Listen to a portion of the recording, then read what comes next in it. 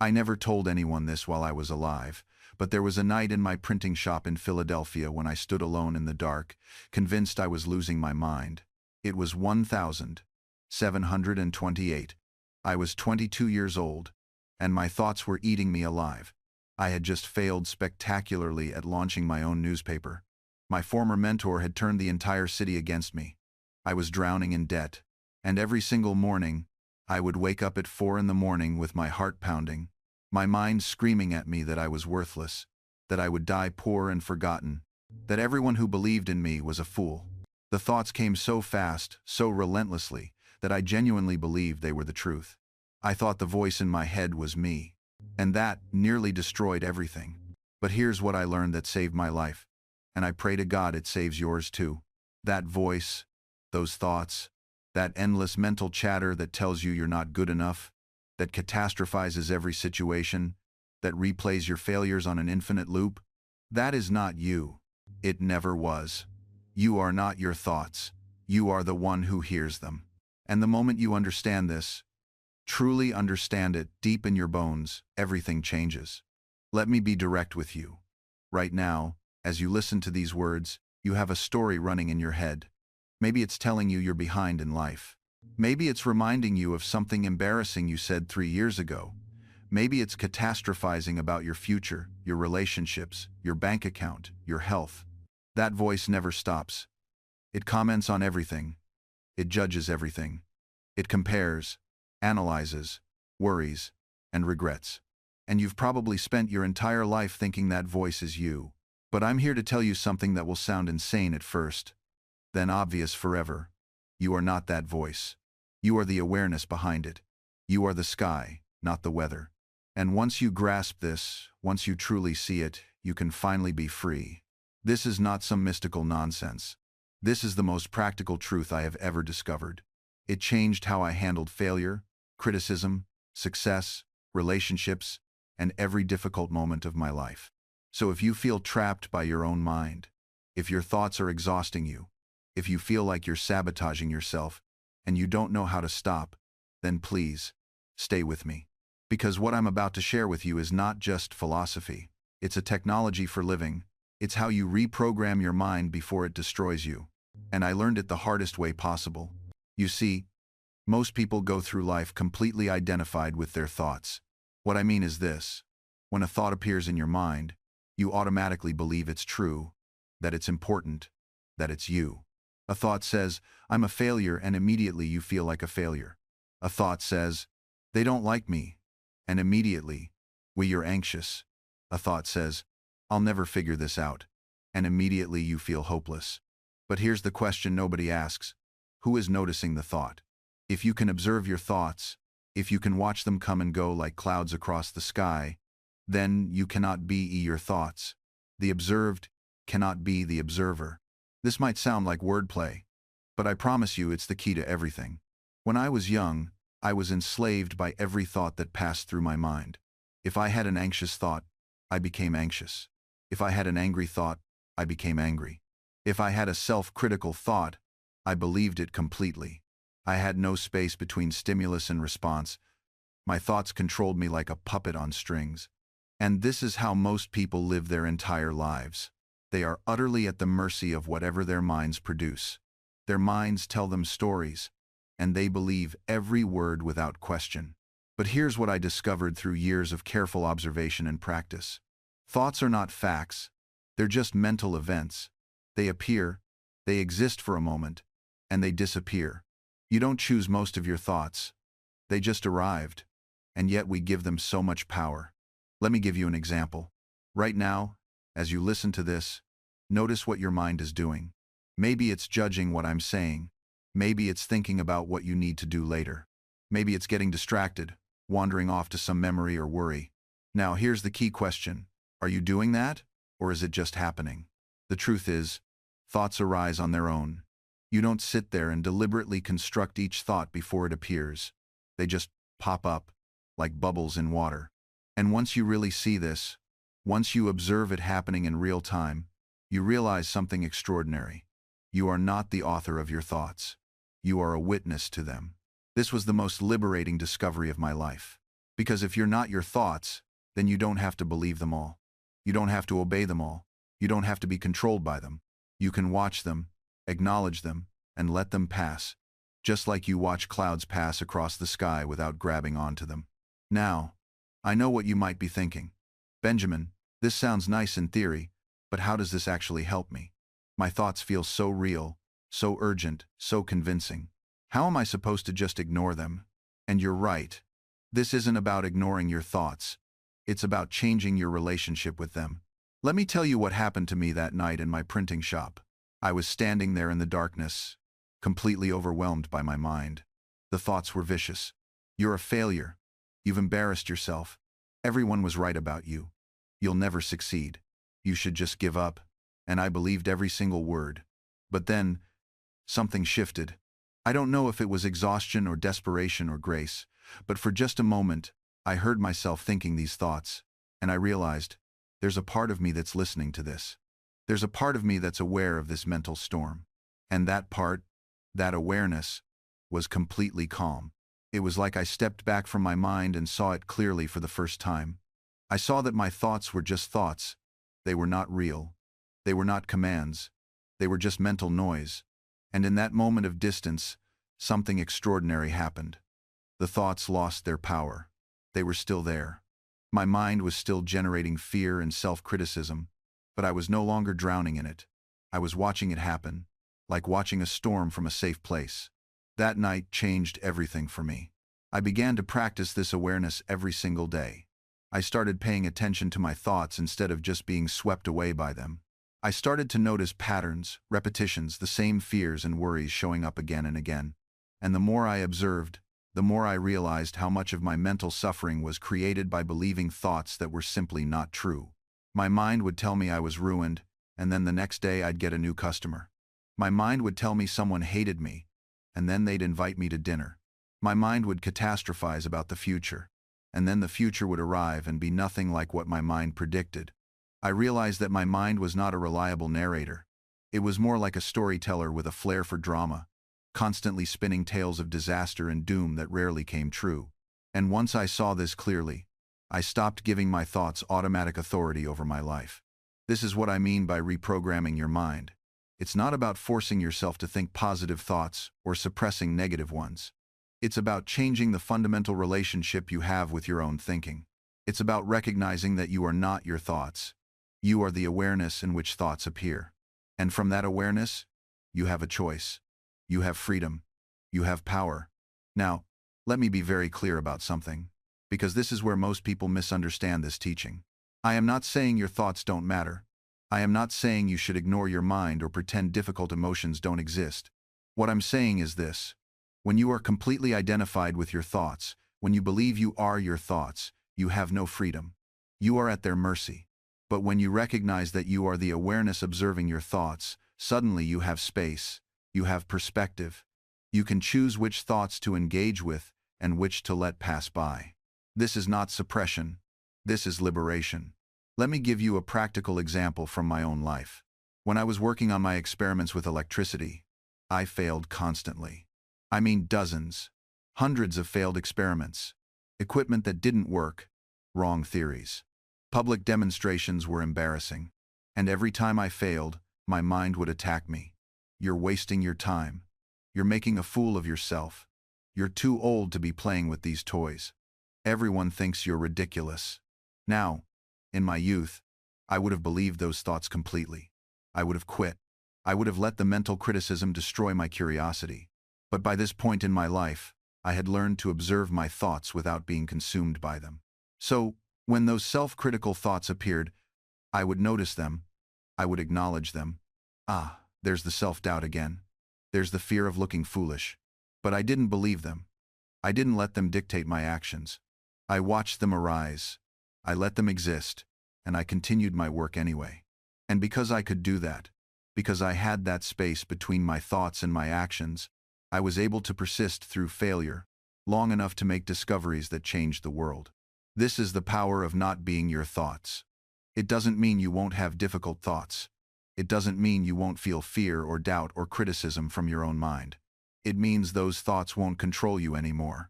You'll see them for what they are. temporary mental events, not permanent truths. So how do you actually do this? How do you create this space between yourself and your thoughts? It starts with one simple practice that I did every single morning for most of my adult life. I call it the morning observation. Every morning, before the day began, before I opened the shop or met with anyone or started working, I would sit quietly for just 10 minutes and watch my mind. Not meditate in some formal way. Not try to empty my mind or achieve some special state. Just watch. I would sit there and notice what thoughts appeared. I would watch them come and go like clouds. I wouldn't judge them as good or bad. I wouldn't try to push them away or hold on to them. I would just observe. And what I discovered through this simple practice was astonishing. I discovered that thoughts appear on their own. They arise from nowhere, exist for a moment, and disappear back into nowhere. I discovered that I don't control which thoughts appear. They just show up. I discovered that most of my thoughts are repetitive. The same worries, the same memories, the same judgments appear over and over again. And most importantly, I discovered that I am not my thoughts. I am the one watching them. This practice, this simple morning observation, created a space in my mind that I carried with me throughout the day. When a stressful thought would appear during the day, I would recognize it. Ah, there's that thought again. And I wouldn't get swept away by it. When someone criticized me and my mind started spiraling with defensive thoughts and counter-arguments, I would catch myself. Look at what my mind is doing right now.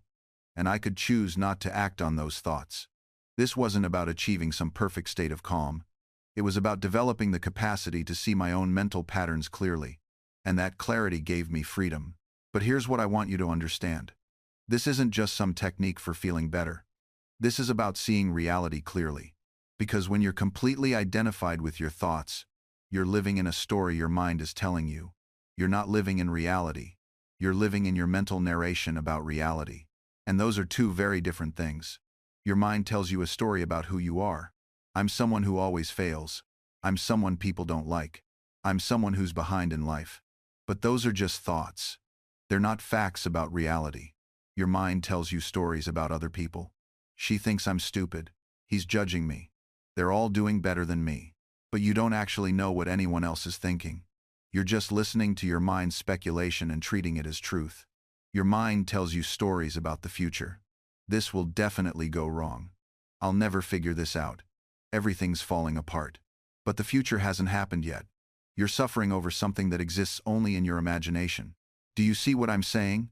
Most of human suffering is not caused by reality. It's caused by the stories we tell ourselves about reality. And those stories are just thoughts. When I was young, I suffered immensely over things that never actually happened. I suffered over what people might think of me, what failures might befall me tomorrow, what embarrassments might surface from yesterday's mistakes. I created entire theaters of tragedy in my mind, and I was both playwright and tortured audience. The truth I eventually grasped was this: those narratives had no more substance than morning fog. They felt real, oh, how they felt real, but when I reached out to touch them, there was nothing there. Just air. Just the restless movement of an untrained mind. You see, most people never realize they're living in a story they're unconsciously writing every moment. Someone cuts you off in traffic, and instantly, you've authored a complete narrative about their character, their disrespect, their moral failings. Your mind has taken one neutral event and constructed an elaborate fiction around it. And then, and this is the crucial part, you suffer based on that fiction, not on what actually occurred. When I learned to observe this process without becoming entangled in it, everything shifted. I'd notice a thought arising. That person doesn't respect me. And instead of accepting it as truth, I'd simply note, ah, there's a story about respect. The thought didn't vanish, but its power to disturb my peace dissolved like salt in water. This isn't about positive thinking or replacing negative thoughts with cheerful ones. That's merely substituting one story for another. What I'm describing is seeing through the entire mechanism, recognizing that the voice in your head narrating your life is not reporting facts. It's creating interpretations, and you've mistaken those interpretations for reality itself. Consider how you experience other people. You don't actually know what they're thinking or feeling. You construct a version of them based on their words, expressions, and your past experiences. Essentially, you're interacting with your mental simulation of them, not with them directly. Sometimes your simulation is accurate. Often it's wildly incorrect.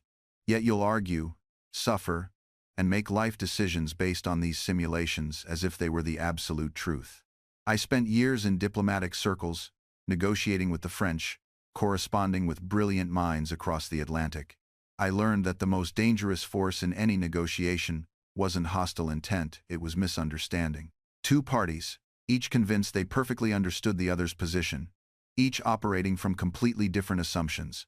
Peace came not from agreement, but from the humble recognition that our certainty about what others thought was often pure fabrication. The same principle applies to your relationship with yourself. You have a story about who you are, your strengths, limitations, your essential nature. I'm someone who gets anxious in crowds. I'm not good with numbers. I'm the kind of person who, all stories. Useful sometimes, perhaps, but stories nonetheless. These identity stories are particularly seductive because they feel like self-knowledge. At least I know myself. You think. As you decline the invitation, avoid the challenge, stay within familiar boundaries. But knowing yourself and limiting yourself are not the same thing. I've watched people cling to identities that no longer serve them if they ever did, simply because those identities feel solid, reliable, knowable. The anxious person who's actually quite calm now but can't release the label. The bad student who became curious and capable years ago, but still introduces themselves with academic shame. The shy child in an adult body, who's developed genuine warmth and presence, but refuses to see it. You construct an identity in response to early experiences, often as protection. The child who was criticized becomes someone who doesn't take risks. The one who was compared unfavorably to siblings becomes the less talented one. These aren't insights. They're survival strategies that calcified into supposedly permanent truths. And here's what makes this particularly tragic. You'll defend these limitations as if they were treasures. Question someone's limiting self-concept, and watch how they fight for it. No, you don't understand, I really am bad at this. I've always been this way. It's just who I am. The same person who'll readily admit that everything changes will simultaneously insist that their particular weaknesses are eternal and unchangeable. Remarkable, isn't it? What you call your personality is mostly a collection of repeated behaviors that felt safe or necessary once. You performed them enough times that they began to feel inevitable. The performance became the performer. The mask merged with the face. But here's what I observed in my own transformation from youngest son of a chandler to whatever I eventually became. Identity is far more fluid than we pretend. I was a printer who became a scientist, who became a diplomat, who became a dozen other things. Each time, the old identity had to dissolve to make room for the new capacity. The question isn't, who are you? The question is, who are you becoming? And more importantly, what outdated story about yourself are you ready to retire? Because here's what I learned through all those transformations. The stories we tell ourselves become the prisons we live in. When I was young in Boston, working in my brother's print shop, I could have let that define me forever. I'm just a printer's apprentice. This is my station in life. But I refused to let that story be the final chapter. You see, most people confuse their current situation with their permanent identity. They say, I'm not good with money, as if it's carved into their DNA. They say, I'm just not a creative person, as if creativity is a genetic trait you're born with or without. They say, I'm bad at relationships, as if human connection is a fixed skill you either have or don't. But here's the truth that changed everything for me. Every single one of those statements is just a story. And stories can be rewritten. When I arrived in Philadelphia with nothing but a few coins in my pocket, dirty and exhausted, eating those puffy rolls as I walked down Market Street, I could have told myself, I'm a failure who ran away from home. Instead, I chose a different narrative. I'm someone starting a new adventure. Same circumstances. Completely different story. And that story shaped everything that followed. The identity you're clinging to right now, the one that feels so solid and real, it's mostly just a collection of past decisions and outdated beliefs. You think you know who you are, but what you really know is who you've been. And those are not the same thing. I watch people carry their old identities like chains. The person who failed once and decided they're not an entrepreneur. The person who got hurt and decided they're not capable of trust. The person who struggled with discipline as a teenager and at 40 still says, I've just never been organized. Every one of these is a story that's outlived its usefulness. Yet people defend these limiting narratives as if they're protecting something precious. They're not. They're protecting a cage. Here's what I want you to understand. You are not your past. You are not your failures. You are not even your successes. You are the awareness that can observe all of these things and choose what comes next. That's the only permanent part of you, your capacity to choose, to adapt, to become. I'll give you an example from my own life. When I arrived in Philadelphia at 17, soaking wet, penniless, clutching 3 puffy rolls under my arm, I thought I knew who I was. I was Benjamin Franklin, runaway apprentice, skilled printer, moderately clever young man. Within months, that identity dissolved. The printer I thought I was became a businessman. The businessman became a writer. The writer became a civic organizer. The organizer became a scientist. The scientist became a diplomat. The diplomat became a revolutionary. Each time, I had to release my grip on who I'd been. And each time, it felt like a small death. Because we mistake our current version for our final form. We think, this is who I really am now. But that's just another temporary shelter. Another mask we're wearing until circumstances demand we change it. The people who suffer most in life are those who cling to an outdated version of themselves. The businessman who refuses to see that his industry is dying. The beauty who cannot accept that youth is fading. The athlete whose body no longer cooperates. The genius whose ideas have been surpassed. They suffer not because they're changing, change is inevitable, but because they're resisting it. I learned something crucial. You can either change voluntarily or have change forced upon you. One path involves dignity and wisdom. The other involves denial and pain. When I was forced to abandon my partnership with my son's print shop because of political differences during the revolution, I could have clung to bitterness. Instead, I let that version of our relationship die and built something new, something more honest, if more distant. This is what I mean by becoming the question rather than the answer. An answer is fixed. A question remains open. An answer says, I am this. A question says, what might I become? You want to know the real secret to resilience? It's not a strength. It's fluidity. Water doesn't break when you strike it. It yields, adapts, and flows around obstacles. The mighty oak snaps in the storm. The reed bends and survives. I watched our constitutional convention employ this wisdom. When large states and small states deadlocked over representation, rigidity would have shattered our union before it began.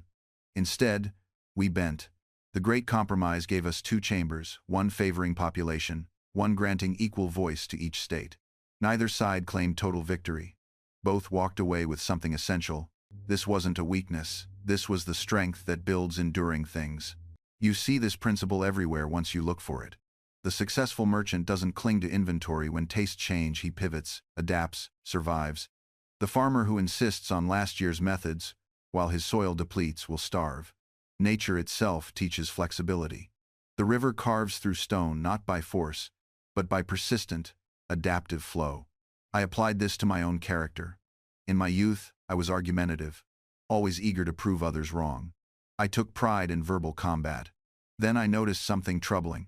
I was winning arguments but losing friends. I was right, but I was alone. So I changed my method. I began every disagreement with, "It appears to me," or "I imagine it might be," or "if I'm not mistaken." This small flexibility in language opened doors. That rigid certainty had slammed shut. People listened because I left room for dialogue. My influence grew precisely because I held my opinions more loosely. The truly wise person knows when to yield and when to stand firm.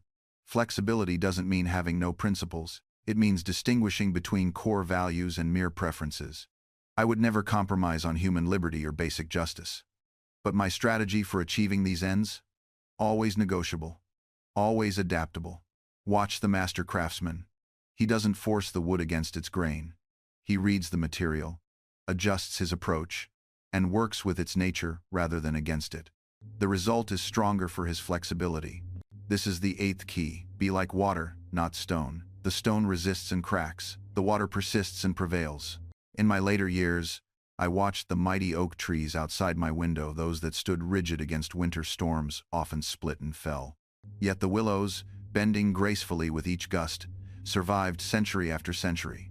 There is profound wisdom in yielding without surrendering your core. I adapted this principle to every negotiation, every political crisis. When the British ministry grew tyrannical, I did not immediately shout rebellion. I wrote, I reasoned, I adjusted my approach. Only when all flexibility proved futile did I embrace revolution, and even then, I sought compromise, where it honored our principles. You will face colleagues who oppose you, partners who frustrate you, and circumstances that seem immovable as mountains. Ask yourself, am I being stone or water? Am I exhausting myself in rigid resistance, or am I finding the path that flows around obstacles? Water does not fight the rock directly, it moves through the crack, over the edge, beneath the foundation. Given time, water shapes canyons from the solid earth. Your persistence, combined with strategic flexibility, becomes an unstoppable force. This mindset served me in France, where I spent years securing support for American independence. The French court operated by different rules. Then I knew elaborate etiquette, indirect communication, social maneuvering. I could have insisted on blunt American directness. Instead, I became water. I attended their salons, wore their fashions, and learned their methods of persuasion. I adapted my approach while never compromising my mission. The result? Treaties, gold, ships, soldiers, the very resources that won our freedom. Many of you work in environments that feel foreign to your nature. Perhaps you are creative in a rigid corporation or analytical in a chaotic startup. The temptation is to either break yourself trying to fit or to rigidly reject everything about that environment. Be water instead. Find which aspects you can genuinely adapt to while maintaining your essential character. Learn the language of that world without forgetting your own. Move through the system rather than against it until you've achieved what you came to accomplish. This is not about losing yourself. It is about strategic flexibility in service of your unshakable core. The most dangerous room you will ever enter is the one where everyone agrees with you. When I was ambassador to France, I surrounded myself with critics of America as often as supporters. I dined with those who thought our revolution foolish, who believed democracy would collapse within a generation. These conversations sharpened me in ways 1,000 flattering salons never could. Your echo chamber is your cage. The ideas you never challenge become the chains you don't notice you're wearing. I have watched brilliant minds atrophy because they only consumed opinions that confirmed their existing beliefs. They mistake this comfort for wisdom, this safety for truth. Here is what I practiced, and what I urge you to practice. Once each week, deliberately seek out someone who sees the world differently than you do. Not to argue, not to convert, but to understand. Read the authors who infuriate you. Listen to the podcasts that challenge your foundational assumptions. Attend the meetings where your perspective is the minority. This is not a weakness. This is intellectual courage of the highest order. The fragile mind requires constant validation. The strong mind seeks constant testing. I learned as much from my political opponents as from my allies, perhaps more, because they showed me the weaknesses in my own arguments that friendly voices would politely ignore. Notice, I did not say abandon your principles. I said test them. A principle that cannot withstand questioning is not a principle, it is a prejudice wearing a principle's clothes. The beliefs worth holding are the ones that grow stronger under scrutiny, not weaker. You will find that this practice transforms you in unexpected ways. Some of your certainties will crumble, yes. Good. They were false certainties, and false certainties are more dangerous than honest doubts. But your true convictions, the ones built on solid foundations, will become unshakable. You will hold them not because you inherited them or because they feel comfortable, but because you have tested them in the fire and found them true. The person who has only heard one side of an argument is not educated on that subject, they are merely indoctrinated. Education requires exposure to competing ideas, weighing evidence, and grappling with complexity. This lesson was reinforced for me time and again in the Junto, our Friday evening discussion club. We would take up questions that mattered, questions about virtue, commerce, governance, human nature, and we would argue, not to win, but to learn. I would often take a position I wasn't sure I believed, just to see if I could defend it. And you know what I discovered? Sometimes, I convinced myself. Sometimes the argument I thought was weak turned out to have merit I hadn't seen. Other times, defending it made me realize exactly why it was flawed, but now I understood the flaw deeply, not superficially. This is the difference between parroting and understanding. When you've only heard your own side, you don't actually know why you believe what you believe. You're simply repeating. But when you've genuinely engaged with the strongest version of the opposing argument, when you've tried to see the world through different eyes, then your beliefs become yours in a way they never were before. They're no longer borrowed clothes, they're a skin you've grown. And here's what might surprise you. This process often leads not to rigid certainty, but to nuanced wisdom. You start to see that on some questions, the truth isn't found entirely on one side or the other. It's more complex than that. On the issue of centralized versus distributed power, for instance, I spent decades wrestling with this. I saw the benefits of strong federal authority and the dangers of fragmented colonies. But I also saw how power concentrated too tightly could become tyrannical. The answer wasn't simply more power or less power, it was a carefully calibrated system of checks, balances, and distributed authority. That solution only emerged because I was willing to hold the tension of opposing ideas in my mind simultaneously. I didn't rush to resolve the discomfort of contradiction. I sat with it. I let it work on me. You must learn to do the same. When you encounter an idea that challenges your worldview, your first instinct will be to defend, to reject, to explain it away. Resist that instinct. Instead, ask yourself, what would I have to believe for this to make sense? What experiences or values might lead someone to hold this view? You don't have to adopt the view, but you do have to understand it, truly understand it, from the inside. This is the practice I undertook in those years between my return to Philadelphia and my entry into public service. I listened more than I spoke. I asked more questions than I gave answers. And slowly, painfully, I built bridges where there had been only chasms. I remember one afternoon in particular. A wealthy merchant, a man I'd known for years, was railing against the poor. They are lazy, he insisted. They could work if they wanted to. They prefer idleness to effort. The old me would have launched into a lecture about circumstance and opportunity. Instead, I asked him, "Tell me about your father. How did he build his fortune?" His face softened. He spoke of his father's industry, yes, but also of an uncle who had lent him capital, of a favorable contract secured through family connections, of luck with a shipment that arrived just as prices soared. "So, your father worked hard," I said gently. "But he also had help. He had chances that opened for him. What if someone works just as hard but never receives that loan? Never gets that contract? Never experienced that stroke of fortune?" He was quiet for a long moment. Then, I had not considered it in that light. Did I change his mind completely? No. But I planted a seed. I created space for empathy, where there had been only judgment. This is how we bridge the gaps between us, not through force, not through mockery, but through patient, genuine curiosity about the full humanity of those who see the world differently. And here's what I discovered. When you truly listen, when you genuinely try to understand, rather than just waiting for your turn to speak, something remarkable happens. People soften. Their defenses are lower. They become willing to listen in return. The conversation transforms from a battle to be won into an exploration to be shared. This transformation doesn't happen because you've manipulated them. It happens because you've created the conditions where genuine exchange becomes possible. You've built what I might call a mutual learning space, a temporary sanctuary where both parties can set aside their armor and speak honestly. I remember observing this principle at work during the Albany Congress in 1754. Representatives from 7 colonies gathered to discuss mutual defense and relations with the Iroquois Confederacy. The initial sessions were tense, filled with colonial jealousies and competing interests. Each delegation arrived convinced of the superiority of its own proposals.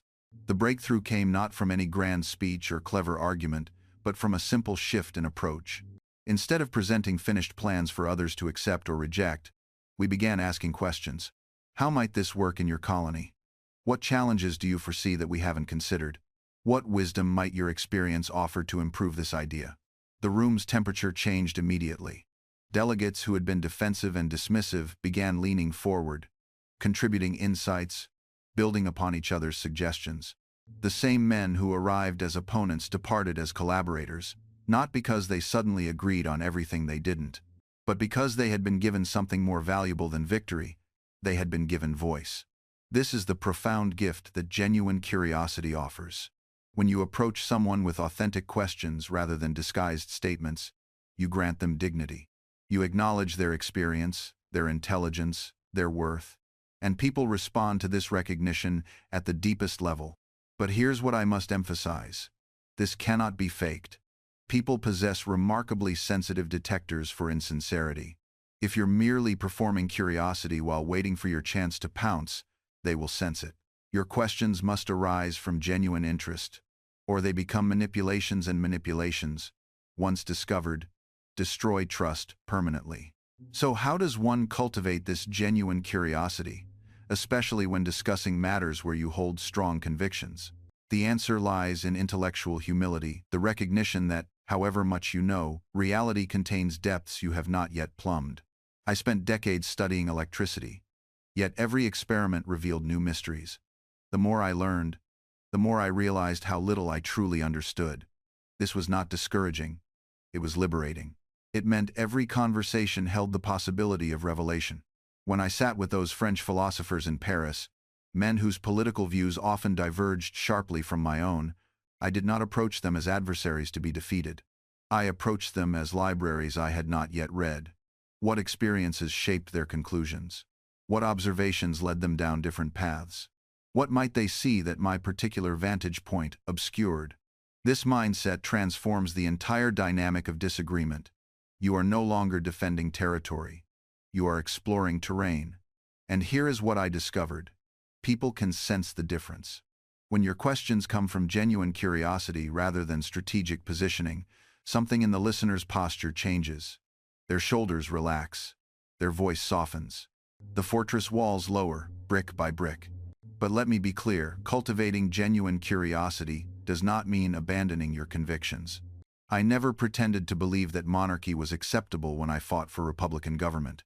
Rather, it means holding your convictions with an open hand, willing to examine them in light of new evidence. It means asking yourself, what would I need to see or hear to change my mind? If the answer is nothing, then you do not hold a conviction, you hold a prejudice.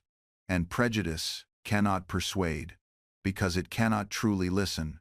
Here is a practice I recommend. Before entering any conversation where disagreement is likely, spend 5 minutes listing everything you do not know about the subject. Not what you think you know, but what you genuinely do not. Write it down. The gaps in your knowledge, the questions you cannot yet answer, the perspectives you have not considered. This exercise does two things.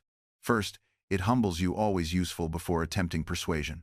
Second, it gives you genuine questions to ask, because you have reminded yourself of your own ignorance. Now, when you do approach someone with a differing opinion, never, and I mean never, begin with "you're wrong," but, or actually. These words are the death knell of persuasion. They immediately raise the drawbridge of the mind. Instead, I would say, "I confess I had not considered it from that angle. Might you help me understand your reasoning?" This is not manipulation. This is a genuine inquiry. And here is the beautiful paradox. The more sincerely you seek to understand their position, the more open they become to understanding yours. I have seen this transformation occur countless times. A man who begins a conversation with clenched fists will, within 10 minutes of feeling truly heard, lean forward with open palms and say, "But what do you think?" You have disarmed him, not with agreement, but with respect. Let me tell you of a technique I employed in the Pennsylvania Assembly, where tempers ran as hot as a blacksmith's forge. When a particularly stubborn opponent made a claim I believed to be in error, I would respond thusly, "If I understand you correctly, you are saying," and then I would restate his position with even more clarity and force than he had managed himself. What happened next was remarkable. First, he would feel understood, perhaps for the first time in the debate. Second, he would often clarify or even moderate his own position, saying, "Well, not exactly." And in that moment of self-correction, a crack appears in the wall of certainty. Third, and most cunningly, the audience, for there is always an audience, even if it is just the two of you as witnesses to each other's character, the audience sees you as fair-minded and your opponent as less certain than he first appeared. I won more arguments through accurate restatement than through clever rebuttal. When you demonstrate that you have listened well enough to articulate someone's view better than they can, you earn the right to be heard in return. This is the currency of persuasion. Attention traded for attention, understanding exchanged for understanding. The newspapers of my era taught me another vital lesson about persuasion, the power of the anonymous voice. I wrote under many names: Silence Dogood, Richard Saunders, Busybody. Each pseudonym was not deception, but liberation. When people don't know who is speaking, they must judge the argument on its merits alone. They cannot dismiss it because of who said it. I discovered that anonymity levels the persuasive field. A young printer's apprentice could challenge the Massachusetts establishment if his logic was sound. An unknown almanac maker could dispense wisdom that governors would, quote, remove the trappings of authority, and truth must stand or fall on its own strength. This taught me that credibility is not always about who you are. Sometimes it's about removing yourself from the equation entirely. Let your ideas speak louder than your name. When I wanted to propose a controversial public project, I often had others present it. My fellow citizens embraced many reforms they might have resisted had they known Franklin was behind them. My ego was satisfied knowing the good was done, even if I received no immediate credit. The truly skilled persuader knows when to step forward and when to fade into the background. There's a time to lend your reputation to a cause, and a time when your reputation might overshadow the cause itself. I learned this watching politicians who insisted on personal recognition for every initiative. Their need for credit became the very obstacle to their success. Consider how you approach persuasion in your own life. Are you attached to being right, or to finding what is right? Are you invested in winning the argument, or in arriving at the best outcome?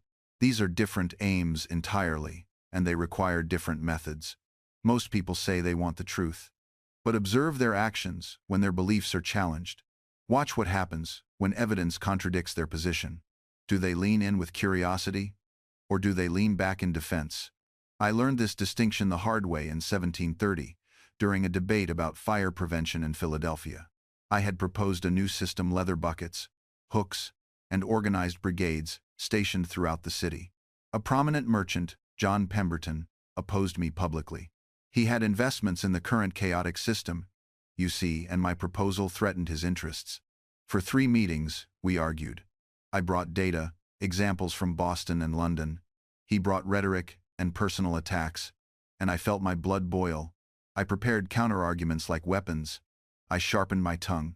I was determined to destroy his position, to humiliate him before the assembly. Then I caught myself. I was no longer seeking the best fire prevention system for Philadelphia. I was seeking victory over John Pemberton.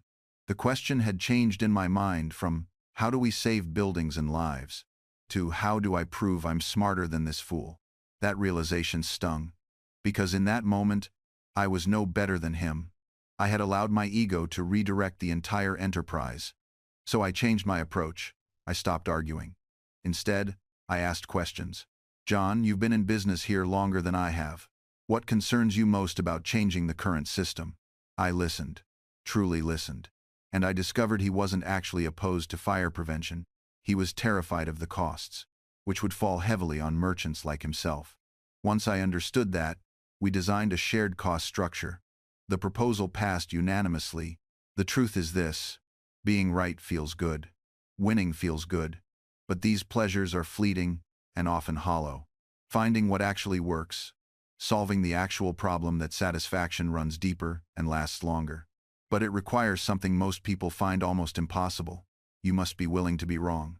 Not just theoretically willing, actually willing. Willing in your bones. You must reach a state where discovering you're mistaken doesn't feel like failure, it feels like learning. Where changing your mind isn't weakness, it's an update. Where admitting error isn't humiliation, it's progress. How do you cultivate this? Practice. Start small. In low-stakes conversations, experiment with saying, I don't know, I hadn't considered that, or you might be right. Notice the discomfort. Sit with it. Realize that nothing terrible happens. The sky doesn't fall. People don't lose respect, they often gain it. In fact, I discovered something quite remarkable during my diplomatic years in France. The aristocrats who admitted they didn't understand a complex scientific principle were the ones who ended up learning the most. The ones who pretended to know everything? They remained exactly where they were, imprisoned by their own pretense. I watched this play out at the French Academy of Sciences. The scholars who said, I don't know, but I'm curious, became the great minds of their generation. The ones who nodded along, pretending to grasp concepts they didn't understand, faded into obscurity. Think about the relationships in your life right now. How many conversations are you having where you're only half present because you're worried about saying the wrong thing? How much energy are you expending, trying to appear smarter, more successful, or more together than you actually feel? That energy is finite, and you're wasting it. When I stopped trying to impress everyone, I suddenly had so much more energy for the things that actually mattered. For genuine curiosity, for real learning, for meaningful work, for an authentic connection. Here's what I want you to understand. The pressure you feel to be perfect isn't coming from other people. It's coming from inside your own mind. It's a story you've been telling yourself for so long that you've forgotten it's just a story. You can change the story anytime you want. I changed mine at 42 years old. I was running a printing business, trying to be taken seriously as a scientist, attempting to make my mark in civic affairs. I was exhausted from the performance. One day, I simply decided I'm going to be exactly who I am. And if that's not good enough for some people, then those aren't my people. The relief was immediate. The freedom was intoxicating. Did everyone like me better? Absolutely not. Some people were put off by my directness. Some thought I was being difficult when I stopped pretending to agree with opinions I found absurd. Some relationships fell away entirely. And you know what? Those were the wrong relationships. The space they left behind was filled with people who actually knew me, who valued what I genuinely had to offer, who didn't need me to be anyone other than who I was. What I didn't expect was how this would change the very fabric of my relationships. When you stop sacrificing yourself to maintain connections, you discover who was actually connecting with times you times versus who was connecting with what you times provided asterisk. Some friendships I thought were solid simply evaporated. People I'd spent years accommodating suddenly had no time for me once I stopped being endlessly available. There was this colleague I used to help with every project, covering for her missed deadlines, editing her presentations at midnight. The moment I started saying, "I can't tonight, I have plans," she became distant. Within 2 months, she'd completely ghosted me. And you know what? That hurt. Not because I missed the friendship looking back, I'm not even sure it qualified as one, but because it confirmed what I'd secretly feared, that I was only valuable for what I could do, not for who I was. But here's the revelation that changed everything. Those relationships ending weren't a loss, it was clarification. It was the universe removing people who were never truly times with times me, just times using times me. And that removal created space, physical, emotional, mental space for something I'd been missing for years. Reciprocity. Real, genuine reciprocity. Where support flows in both directions. Where showing up is mutual. Where you're not constantly calculating whether you're giving more than you're receiving, because the exchange feels natural and balanced. I remember the first time I experienced this new dynamic. I was going through a genuinely difficult week. Work stress, family issues, just overwhelmed. I reached out to a friend I'd grown closer to since establishing my boundaries. I didn't ask for much, just said I was struggling and could use some company. She showed up at my door an hour later with takeout and her full attention. No phone scrolling, no cutting the evening short, no making it about her problems.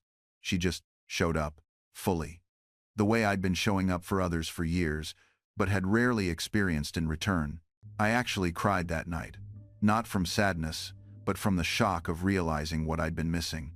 This is what it feels like to be genuinely cared for.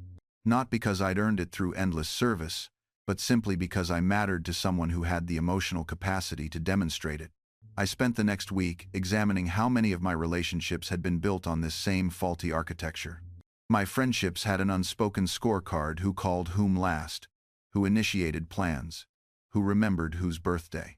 My professional network was a complex web of, "What have you done for me lately?" My family interactions often felt like negotiations rather than connections. The pattern was everywhere once I started looking. I'd surrounded myself with people who saw relationships as transactions, and I'd become fluent in their language. We traded favors. We kept mental ledgers. We measured our worth by our utility to others. But here's what finally broke through my denial. I caught myself testing my partner one evening. I deliberately didn't mention that I'd had a rough day, waiting to see if she'd notice, if she'd ask, if she'd prove she was paying attention. It was manipulative and small, and when I recognized what I was doing, I felt physically ill. That's when I understood that emotional unavailability isn't just something that happens to you, it's something you perpetuate. I was testing her because I'd been tested my entire life. I was withholding because withholding had been normal. I was operating from a scarcity mindset about love because I'd never experienced it as abundant. She did notice, by the way. She asked what was wrong, made me tea, and sat with me while I fumbled through explaining my day. And I realized that this simple act, this basic human kindness, felt like a miracle to me because I'd been starving without knowing there was food available. The healing process wasn't linear or quick. Some days I'd catch myself falling back into old patterns, preparing speeches in my head about why I deserved basic consideration, building cases for my worth like a lawyer before a hostile jury. Other days I'd feel angry, furious, actually at how much time I'd lost accommodating people who couldn't be bothered to meet me halfway. But slowly, something shifted. I started recognizing emotional unavailability not as a challenge to overcome or a puzzle to solve, but as information. When someone showed me through consistent action that they didn't have the capacity to show up, I began to believe them the first time instead of the 50th. This wasn't about becoming cold or cynical. It was about respecting reality. It was about understanding that when I kept pushing against someone's emotional limitations, I wasn't being persistent or loyal, I was being willfully blind. I was prioritizing my fantasy of who they could become over the reality of who they were showing themselves to be. And here's what nobody tells you about that shift. It feels like betrayal at first. It feels like you're giving up on people. It feels like you're becoming one of those jaded individuals who don't believe in second chances or human potential. But that's not what's happening. What's actually happening is that you're finally giving yourself the same compassion you've been extending to everyone else. You're saying, my peace matters. My time matters. My emotional well-being isn't the price I pay for being understanding. I remember the first time I walked away from someone early, before the situation became dire, before I was completely depleted. A friend who consistently canceled plans at the last minute, who responded to my vulnerability with jokes or subject changes, who treated our friendship like a convenience rather than a commitment. The old me would have stayed for years, making excuses, adjusting expectations, convincing myself that I was being too demanding. But this time, I simply stepped back. Not with drama or a confrontation that demanded they defend themselves, just a quiet internal decision to stop investing more than what was being reciprocated, to stop contacting them first, to stop sharing the deeper parts of my life with someone who had repeatedly shown they didn't have space for those parts. And the wildest thing? They barely noticed, which told me everything I needed to know. That's when I truly understood. Sometimes people aren't choosing to hurt you, they're simply incapable of meeting you where you are. And that incapacity isn't your renovation project. Their growth isn't your responsibility. Your responsibility is to yourself, to the life you're building, to the peace you're cultivating. I know how difficult that is to accept. We're conditioned to believe that if we just communicate better, if we just explain more clearly, if we just show them the right article or the right video or share the perfect analogy, something will click. We think transformation is just one conversation away, one more heart-to-heart, one more attempt at vulnerability. But here's what I learned through painful experience. You cannot give someone self-awareness as a gift. You cannot download emotional intelligence into another person's operating system. You cannot make someone ready who isn't ready. And the exhaustion you feel from trying, that's your soul telling you to redirect that energy back toward yourself. Think about it this way. Imagine you're a gardener with a limited amount of water. You've got thriving plants that respond to every drop, growing stronger and more beautiful with your care. And you've got seeds that refuse to germinate, sitting in the soil, unchanged despite everything you pour into them. Where does wisdom say to direct your resources? The painful truth is this: some people are committed to misunderstanding you. They're invested in the version of reality where you're the problem, where your boundaries are attacks, where your growth is a threat, and no amount of explaining will penetrate that investment. They need you to be wrong so they can continue being right. They need you to be the villain in their story so they don't have to examine their own behavior. And when you finally accept that, when you truly internalize it, something shifts. The desperation dissolves. The need for their validation evaporates. You stop performing growth, hoping they'll notice. You stop over-explaining your decisions, seeking their approval. You just live. You make choices that align with your values. You build the life that makes sense to you. You trust your own judgment. This is what sovereignty looks like. Not aggression, not coldness, Not cutting people off with anger or drama. Just a quiet, firm knowing that you are the authority on your own life. That your inner compass is trustworthy. That you don't need consensus to move forward. And here's what no one tells you about that quiet authority. It compounds. Just like my experiments with interest, every small act of self-trust builds upon the last. The first time you say no when everyone expects yes, it feels like lifting a boulder. The 10th time? It's just Wednesday. I watched this with the artisans in Philadelphia. The first furniture maker who chose quality over speed was called impractical. Within 2 years, he couldn't keep up with orders, and the fast production shops were failing. He didn't get louder in his conviction. He just kept making excellent chairs while others complained about his methods. You see this pattern everywhere once you start looking. The person who leaves the party early to protect their energy. The entrepreneur who turns down investment because the terms compromise their vision. The parent who says, "Our family does things differently," and stops explaining. They're not being difficult. They're being sovereign. And sovereignty requires something most people never develop. The ability to hold steady in the space between action and outcome. You make the decision. You take the step. Then you wait while the world catches up. And in that waiting period, 1,000 voices will tell you you're wrong. This is where most people fold. Not at the decision point they can muster courage for a moment, but in the long, quiet stretch where nothing seems to be happening. That's where they go back to the committee, back to the consensus, back to asking permission. I learned how this fly kites in thunderstorms. The experiment takes minutes, waiting for the right conditions, weeks, and every day, someone asks why you're wasting time on such foolishness. The electricity doesn't care about their skepticism, but your resolve might waver if you let their impatience become yours. The same applies to your unconventional career move, your creative project, and your relationship choice. The lag between "this feels right" and "everyone can see it was right" can be months, years, even. Can you hold your center that long? Can you trust your compass when the fog is so thick you can't see your own feet, let alone the destination? Because that's the real test. Not the bold declaration, the quiet persistence. I learned this in those early Philadelphia days, when I'd set type until my fingers were blackened and bleeding. There were mornings I didn't want to return to the print shop. Mornings when the bed felt warmer than ambition, when sleep seemed wiser than sacrifice. But I'd made myself a promise. And the world doesn't care about promises you make when you're comfortable. It only respects the ones you keep when everything inside you screams to quit. You want to know what real discipline looks like? It's not dramatic.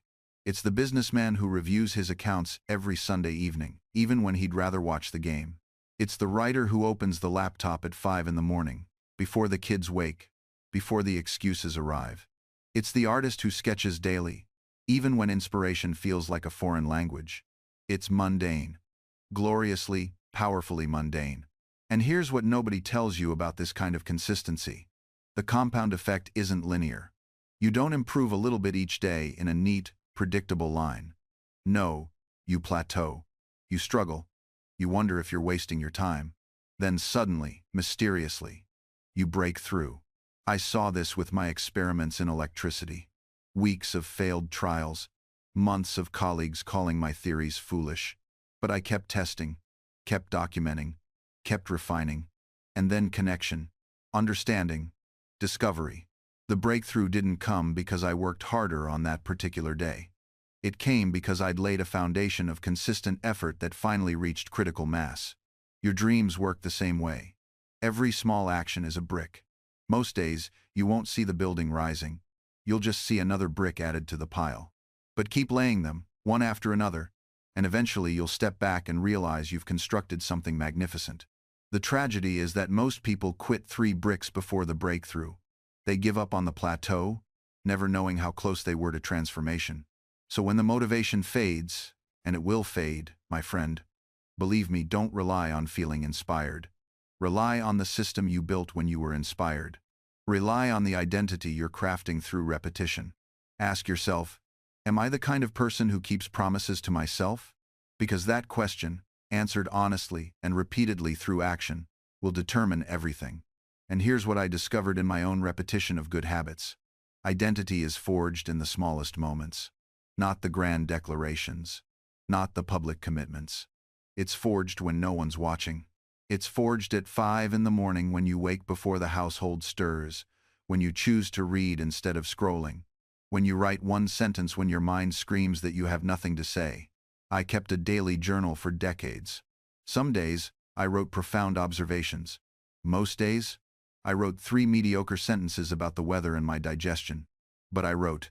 And through that repetition, I became someone who writes. Not because I felt inspired, because I showed up. You want to know the real secret of my productivity?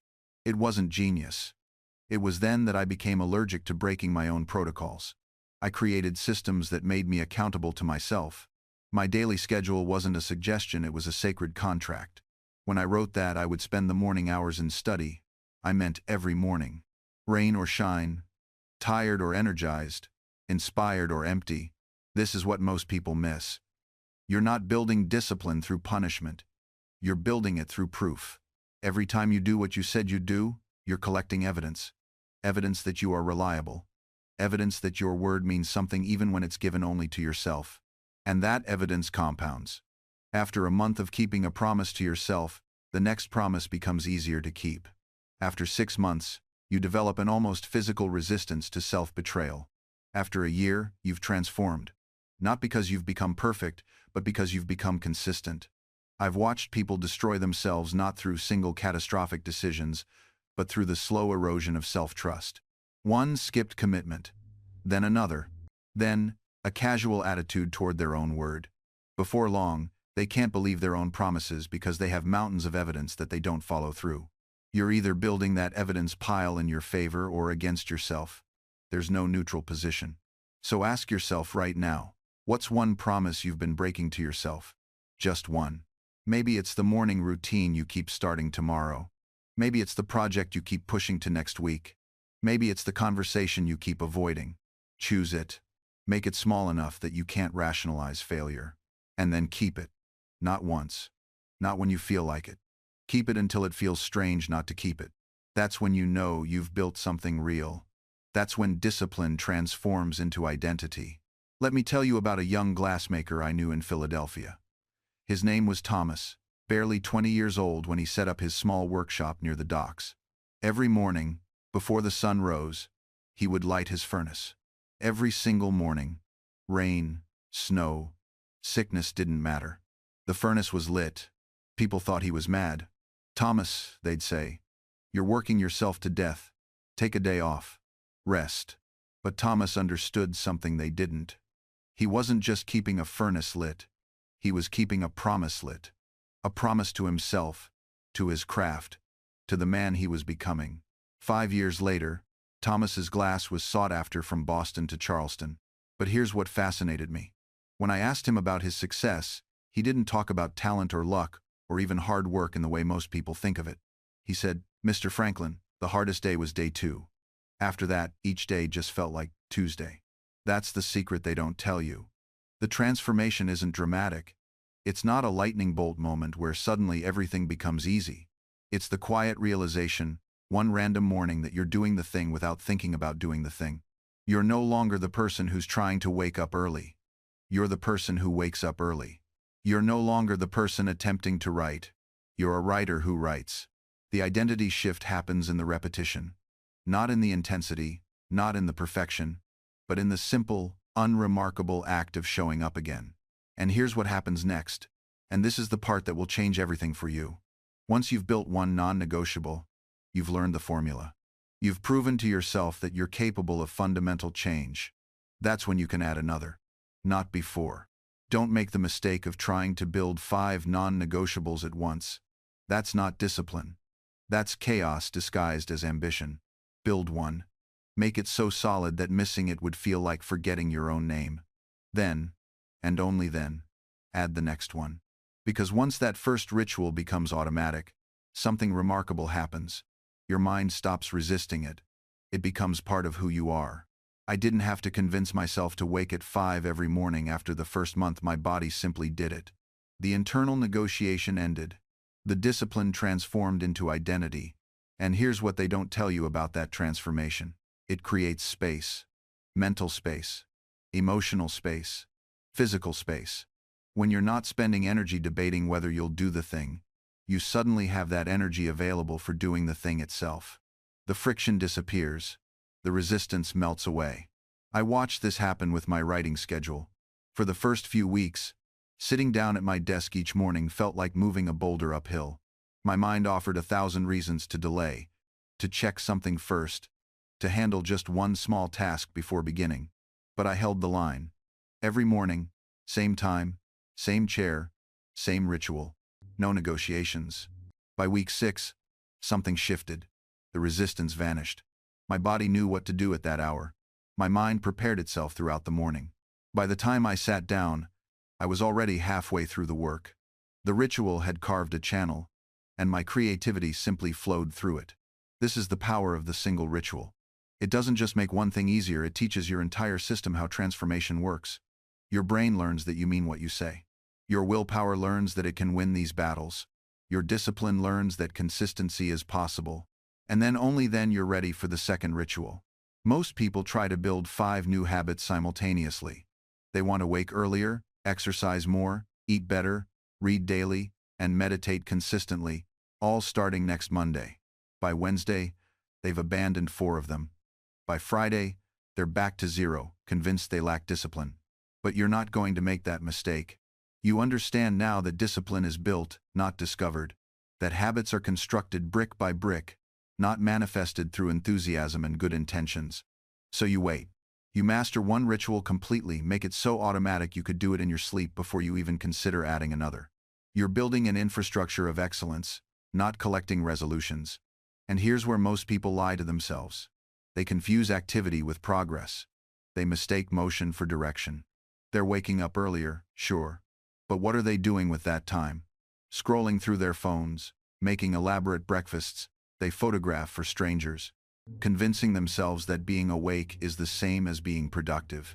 I see you nodding. You've done this. We all have. The fourth truth they never tell you. Asterisk, asterisk. The quality of your morning rituals matters infinitely more than the quantity. Asterisk, asterisk. One powerful habit executed with precision beats a dozen half-hearted gestures every single time. Let me give you a different kind of example. A woman named Sarah, real person, different name, came to me frustrated. She'd been doing morning rituals for 6 months, with 0 results. When I asked her to walk me through her routine, here's what I heard. Wake at 5:30 a.m. Check the phone immediately to make sure nothing urgent happened. 15 minutes gone. Meditate for 5 minutes while mentally planning her day. Journal 3 things she's grateful for, same 3 things every day, written by rote. Read 2 pages of a self-help book she doesn't remember. Work out for 20 minutes while listening to true crime podcasts. Shower. Breakfast. While checking emails. You see the problem? She wasn't practicing rituals. She was performing a checklist. Each activity is contaminated by distraction, diluted by multitasking, and drained of intentionality. We started over. From scratch, 1 habit. That's it. 20 minutes of completely undistracted writing. No phone in the room. No music. No agenda except to move the pen across paper and let whatever needed to come out come out. I started with 3 pages a day. That was the only rule. 3 pages. No matter how terrible they were. No matter if it was just me complaining about having to write 3 pages. And here's what nobody tells you about that practice. The first page and a half is always garbage. It's your brain dumping all the surface noise, all the things you already know you're worried about. But somewhere around page 2, something shifts. You start writing things you didn't know you were thinking. You start having conversations with yourself that you didn't plan to have. One morning I wrote, "I'm afraid I've wasted the best years of my life on things that don't matter." I stared at that sentence for a long time, because I didn't know I felt that way until I wrote it down. And once it was on paper, I couldn't unknow it. I had to deal with it. That's the power and the terror of this practice. It makes you confront what's actually happening inside you, not what you wish was happening, not what you tell other people is happening. The truth, raw and unfiltered. Some days I wrote about my marriage, things I'd never said out loud. The other day, it was just observations about the way light came through the window, or memories from childhood that surfaced for no apparent reason. It didn't matter what it was. What mattered was that I was showing up pen in hand, meeting myself on the page. And slowly, and I mean slowly, over weeks and months I started to feel different. Not fixed, not suddenly enlightened, but different. Like I'd released some pressure valve I didn't know was building. The anxiety didn't disappear, but it became something I could work with instead of something that worked me over. The pages became a place where I could be completely honest, where there was no performance, no audience, no judgment, just me and whatever wanted to come through. And in that space, I started to remember who I was, underneath all the roles I'd been playing, all the expectations I'd been trying to meet. This is what the third practice offers. A mirror that doesn't lie. A space where you can finally stop pretending and just be. It's not comfortable. It's often messy and painful. But it's real. And after living for so long in your head, drowning in thoughts you can't control, reality becomes the most valuable thing in the world. And you know what surprised me most when I started living this way? How much energy I'd been wasting. Think about it. Every hour you spend ruminating about something that happened last week, every minute you spend catastrophizing about next month, that's energy you could be using right now. That's fuel you're burning to go absolutely nowhere. I used to think overthinking was productive. I'd tell myself I was processing or being thoughtful or planning. But here's what I learned. There's a massive difference between thinking times about times your life and actually times thinking through times a specific problem. When you're genuinely solving something, you have a goal. You're asking, what's my next action here? You gather information, you weigh options, you make a decision, and then, here's the key part, you stop thinking about it. You move. But overthinking? It has no destination. It's just loops within loops within loops. You're not solving anything. You're rehearsing anxiety. You're practicing worry like it's a skill you want to master. And your brain learns what you practice. If you practice spinning in circles, you get really, really good at spinning in circles. If you practice noticing when you're spinning and choosing to step out of the circle instead, you get good at that too. I'm not going to lie to you. Breaking the overthinking habit is hard at first. Your brain will fight you. It'll tell you that you need times to keep thinking about this, that if you stop, something terrible will happen, that you're being irresponsible or naive. That voice is lying to you. The truth is, you can trust yourself to handle things as they come. You don't need to pre-live every possible scenario. You don't need to have an answer for every what if that crosses your mind. You're more capable in the moment than you are in your imagination. Always. Because in the moment, you have context. You have information. You have instinct. In your imagination, all you have is fear wearing different masks. So, here's what I do now when I catch myself overthinking. I ask one simple question. Can I do something about this right now? If yes, I do it. Immediately. Send the text, make the call, write the email. Take the action that'll move this forward, even if it's small. If not, I deliberately choose to set it aside. Do not suppress it, not ignore it. But consciously decide, I'll think about this when I have information. Or, I'll address this tomorrow when I can actually do something. Because here's what I learned running a printing business at 22, managing crises that could have bankrupted me overnight. Your brain doesn't distinguish between productive worry and destructive worry. The anxiety feels identical whether you're solving a problem or just marinating in it. I remember a shipment of paper that arrived damaged, completely unusable, payment already sent, customers waiting for their orders. I could have spent 3 days catastrophizing about bankruptcy.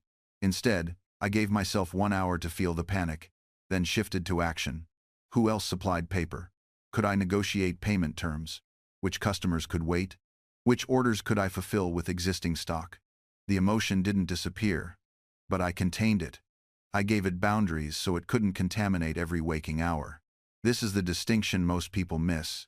They think emotional maturity means you stop feeling afraid, stop feeling worried, stop feeling the weight of uncertainty. Not true. Emotional maturity means you feel those things and then gently, firmly guide your mind elsewhere. Not through denial, through discipline. The sixth principle of self-management is this. Master the transitions, Your day isn't one continuous stream. It's a series of transitions, from sleep to waking, from personal time to work, from one task to another, from work to leisure, from activity to rest. Most people stumble through these transitions unconsciously. They wake up and immediately grab their device, lurching from sleep into the chaos of the world's demands. They finish one task and immediately start another without pause, without resetting their mental state. The result? Each transition bleeds into the next. You carry the stress of one activity into the next. You bring work energy into personal time. You bring yesterday's failures into today's fresh start. And here's what happens over time. This lack of separation, this blending of everything into everything else, it doesn't just affect your mood. It fundamentally changes how you perceive reality itself. When you never close one chapter before opening another, you start to lose your sense of narrative. Your life stops feeling like a story with distinct moments, lessons, and turning points. Instead, it becomes one long, exhausting marathon where you can't remember the last time you actually finished something. I've watched people achieve incredible things, promotions, projects, personal milestones, and barely acknowledge them before moving to the next item on their list. They cross the finish line and immediately start sprinting toward another one they can barely see in the distance. This is not productivity. This is avoidance dressed up as ambition. Because here's the uncomfortable truth. Transitions force you to be present. They require you to acknowledge where you've been and where you're going. And for many of us, that awareness is terrifying. If I actually stop and reflect on my workday, I might have to admit I wasted 3 hours on tasks that didn't matter. If I create space between my public self and my private self, I might have to confront the gap between who I pretend to be and who I actually am. If I pause between one relationship and another, I might have to sit with loneliness or regret. So we don't pause. We keep the conveyor belt moving. We let everything blur together until we're not really living distinct experiences. We're just existing times in a continuous state of partial attention and diluted presence. And the cost? The cost is that we never fully arrive anywhere. You're never fully at work because part of you is thinking about home. You're never fully at home because part of you is thinking about work. You're never fully in this moment because part of you is already rehearsing the next one. This is the hidden tax of a life without transitions. You pay with your presence. You pay with your peace.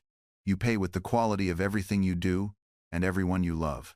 The great illusion of our age is that we can somehow cheat this equation, that we can be everywhere and somehow still be fully present, that we can juggle 10 priorities and drop none of them, that we can split our attention infinitely without consequence. But attention is not water that can be divided into smaller portions without loss. It's fire.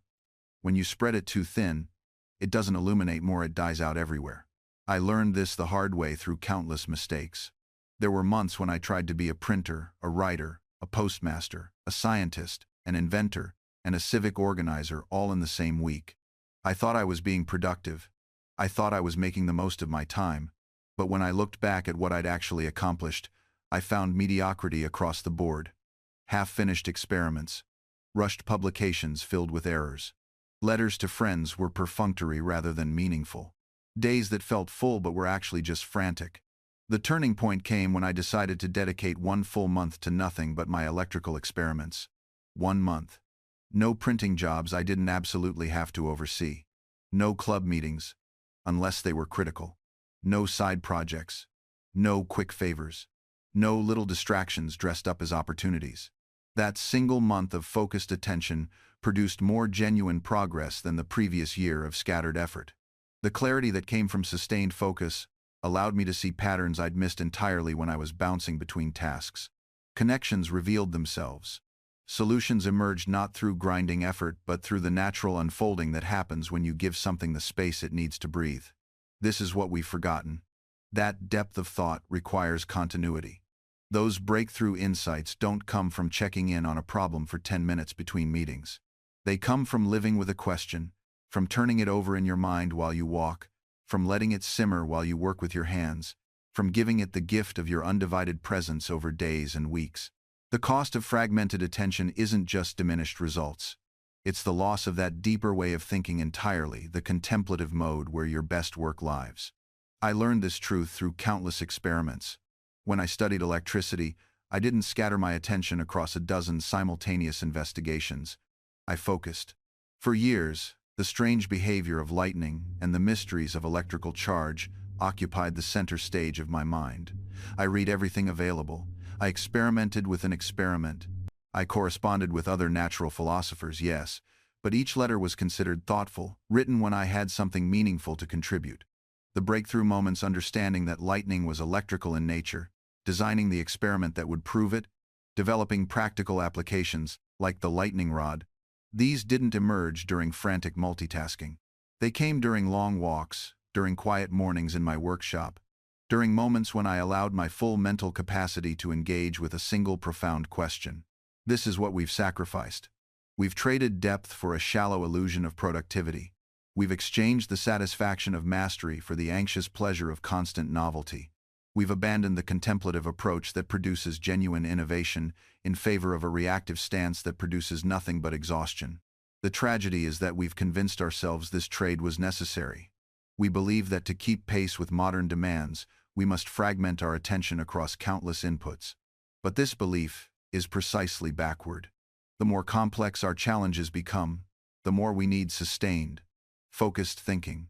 The more information becomes available, the more crucial it becomes that we develop the capacity to think deeply about what matters rather than thinking shallowly about everything. Your ancestors understood something profound, that the quality of your thinking determines the quality of your life. Not the quantity of your thoughts, not the speed of your mental processing, but the depth and clarity with which you can engage with what matters most. This capacity for deep thought isn't a luxury reserved for philosophers and scientists. It's the foundation of every meaningful human endeavor. The carpenter who takes time to truly understand the wood before him, the parent who gives their full presence to a child's question, the leader who resists the pressure to decide quickly and instead allows themselves time to think clearly. These are not the people who move fastest, but they are the ones who move with purpose. They are the ones whose influence outlasts their presence. I think of my own life's work. The experiments that led to my understanding of electricity, they were not the product of hurried mornings and frantic energy. They were born in long afternoons of careful observation, watching, waiting, allowing nature to reveal herself in her own time. The stove that still bears my name was designed not in a burst of inspiration, but through methodical consideration of how heat moves, how rooms breathe, how people actually live. I could have rushed it. I could have proclaimed the first design a success, but I knew that good work requires the luxury of doubt, the willingness to reconsider, the humility to improve. The constitutional debates in which I participated those long, contentious summers in Philadelphia, they demanded patience not as strategy but as necessity. Complex problems do not yield to simple solutions rushed through by tired minds operating on momentum alone. When you work rested, you permit yourself to work iteratively, to try, to fail, to learn, to try again. Exhaustion strips away this flexibility. It makes every setback feel catastrophic, every mistake a confirmation of inadequacy. The well-rested mind sees failure as information, the exhausted mind sees failure as identity. And here is what I have observed about the long arc of achievement. The people we remember, the works that endure, the ideas that change the world, they rarely emerge from periods of relentless grinding. They emerge from minds that were given space to wander, to wonder, to make unexpected connections. Newton's insights came during a plague year when he retreated from Cambridge and simply thought. Darwin's theory formed over decades of careful consideration, not frantic publication. The greatest works of art are not painted in sleepless marathons but in sustained periods of engaged presence. Your best work is not waiting on the other side of your exhaustion, it is waiting on the other side of your rest. So I ask you now, as someone who learned these lessons slowly and sometimes painfully, what would change if you treated rest not as something to be earned, but as the foundation from which all meaningful work emerges? What would you create if you came to your work refreshed rather than depleted?